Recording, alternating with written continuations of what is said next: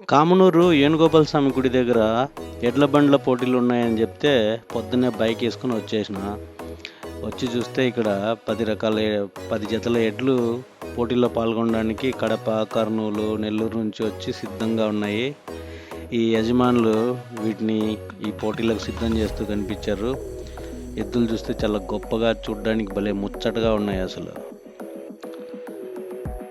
వాటికి ఆహారం పెడుతూ పోటీలకి మెంటల్గా ప్రిపేర్ చేస్తున్నట్టున్నారు.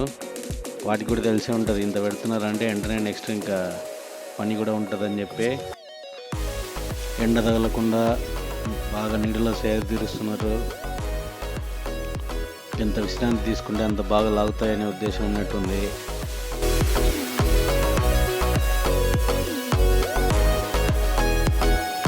దోమలు కూడా కొట్టకుండా దోంతెరలు కూడా పెట్టినారు వీళ్ళు.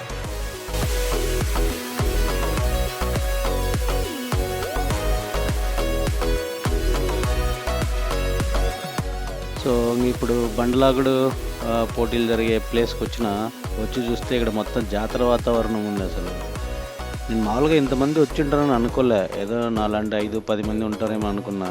పక్కన చూస్తే వచ్చిన వాళ్ళందరికీ వండి వార్చడానికి తయారు చేస్తున్నట్టున్నారు మధ్యాహ్నం భోజనం కోసము. చాలా భారీ స్థాయిలోనే సమాయత్తం అవుతున్నారు. ఈ పక్కనే 10 మంది ఉంటే అక్కడ ఐస్ బండ్లు ఉండడం కామను. ఇక్కడ కూడా చూస్తే ఇంకా ఐస్ బండ్లు అంతా రెడీగా ఉన్నారు. ఈ ఎద్దుల బండ్లు పోటీల్లో పాల్గొనే ప్రాంగణంలో చూస్తే జనాలు కిక్కిరిసి ఉన్నారు. ఇంతమంది ఉంటారో అనుకోలే నేను. ఇక్కడ చూస్తే అసలు మన రాయలసీమ డ్రెస్ కనిపిస్తుంది చూడండి. తెల్ల పంచె, తెల్ల చొక్కా, భుజం పైన బొచ్చు టవలు. చూస్తేనే కనుక్కోవచ్చు వీళ్ళంతా మన రాయలసీమ వాళ్ళు అని చెప్పి. ఎక్కడ చూసినా ట్రేడ్ మార్క్ డ్రెస్లోనే ఉన్నారు జనాలంతా.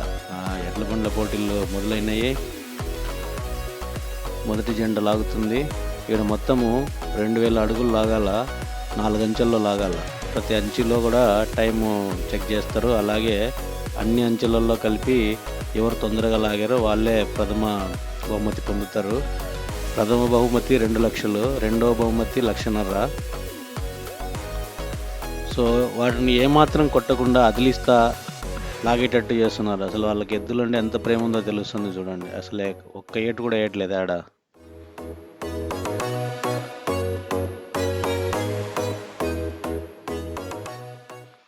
జనాలు ఏదో ఆషామాషిగా వచ్చింటారు అనుకున్నా కానీ అందరూ తదేకంగా చూస్తూ ఉన్నారు. నేనేమో వీళ్ళంతా ఫోన్లు పెట్టుకుని ఆ ఫోన్లలో అటు ఇటు చూసుకుంటూ ఉంటారు అనుకున్నా కానీ అంతా ఫోన్లు పక్కన పెట్టేసి మొత్తము ఎడ్ల వైపే చూస్తున్నారు.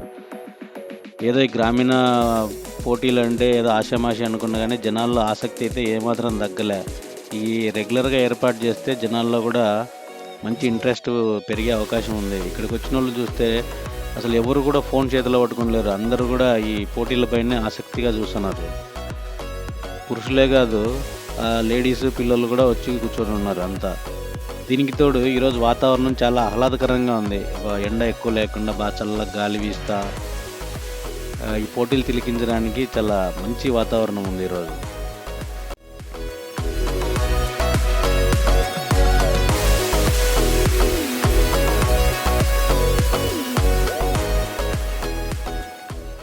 జనాల ఆసక్తి చూడండి, తదేకంగా చూస్తూనే ఉన్నారు. అసలు తల కూడా తిప్పట్లేదు అటు ఇటు. ఇంకా అక్కడ పోటీలు చూసి కొద్దిసేపు చల్లగాలి పీల్చుకుందామని అట్లా రోడ్డు పక్కకు వచ్చి చూస్తే అసలు ఎన్ని వాహనాలు ఉన్నాయి, ఇంకా కొందరు వస్తూనే ఉన్నారు. ఈ ఏర్పాట్లు చేసిన వాళ్ళు కూడా చాలా చక్కగా చేశారు. చుట్టుపక్కలంతా చదును చేశారు. ఎంత ఎక్కువ మంది వచ్చినా ఎలాంటి ఇబ్బంది లేకుండా వాహనాలు నిలుపుకొని ఈ పోటీలు చూడొచ్చు అనే విధంగా తయారు చేసి పెట్టారు. చుట్టుపక్కల చూస్తుంటే ఈ మధ్య పడిన వర్షాలకు అంత బాగా పచ్చగా కలకల్లాడుతూ కనిపిస్తుంది.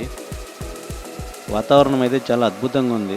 ఈ పల్లెకి వచ్చినప్పుడు ఎంత ఆనందంగా ఫీల్ అవుతామో అర్థమవుతుంది మనకి. చల్లని గాలి, ఈ పక్కన ఉండే ఈ చెట్టు చేమలు ఇవి చూస్తే ఆ టౌన్లలో ఉండి మనం బాగా కోల్పోతున్నాం ఇవన్నీ అని అనిపిస్తుంటుంది. కానీ ఏం చేయలేము.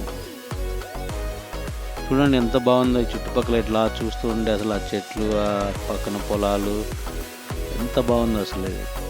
ఇంకా వంటలశాల దగ్గరికి వస్తే వంటలన్నీ సిద్ధంగా ఉన్నాయి. పాయసం రెడీగా ఉంది. ఇంకా ఫైనల్ టచ్ చేయడానికి ఒకసారి గంటేసి తిప్పుతున్నాడు ఈ వంటలు ఆయన.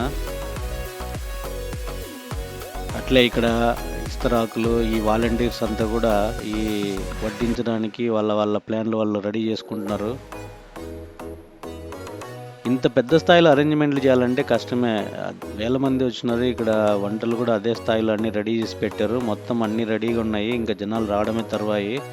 ఈ మధ్యలో వీళ్ళు ఎట్లా వడ్డించాలో అని చెప్పి ప్లాన్స్ రెడీ చేసుకుంటున్నారు. రసం రెడీ అయిపోయింది. వెజిటబుల్ బిర్యానీ ఉంది.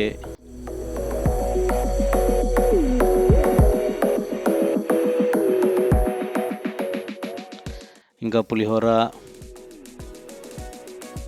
తెల్లన్నము, ఒక పెళ్లి విందుకు తగ్గకుండా ఏమాత్రం తగ్గకుండా అంతే స్థాయిలో రకరకాల వంటలన్నీ రెడీ చేసి పెట్టారు ఈడ. జనాలు రావడమే తర్వాయి మంచి భోజనము ఆరగించి బయలుదేరచ్చు. మొత్తానికి భోజనం చేసి తిరుగు ప్రయాణంలో ఈ కామనూరు బ్రిడ్జి పైన కొద్దిసేపు ఆగాను. చూస్తే కుందున్నది ఇంకా పారుతూ ఉంది. అసలు ఆ ఫీల్ మనం వర్ణించి చెప్పలేము. అక్కడ నిలబడితే కానీ అర్థం కదా. చల్లగాలి, మబ్బులు పట్టిన వాతావరణము, చుట్టూ పొలాలు, ఆ గ్రీనరీ, ఇవన్నీ చూస్తుంటే అసలు ఎంత గొప్ప జీవితం మిస్ అయిపోయి మనము ఈ టౌన్లలో ఆ కాంక్రీట్ జంగల్లో పడి తిరుగుతున్నామో అర్థమవుతుంది. ఒక్కోసారి ఇట్లా ప్రాంతాలకు వచ్చినప్పుడు మళ్ళీ తిరిగి వెళ్ళాలని అనిపించదు. చూస్తుంటే ఎంత ఆహ్లాదకరంగా ఉందో అసలు అది మాటల్లో వర్ణించలేము. అక్కడ నిలబడితే అలాగే ఉండిపోవాలనిపిస్తుంది. కానీ మనకు ఇంకా రేపటి నుంచి ఉన్న డ్యూటీలు అవి గుర్తుకొచ్చి ఇంకా భారమైన హృదయంతో ఇంకా బయలుదేరాల్సి వచ్చింది.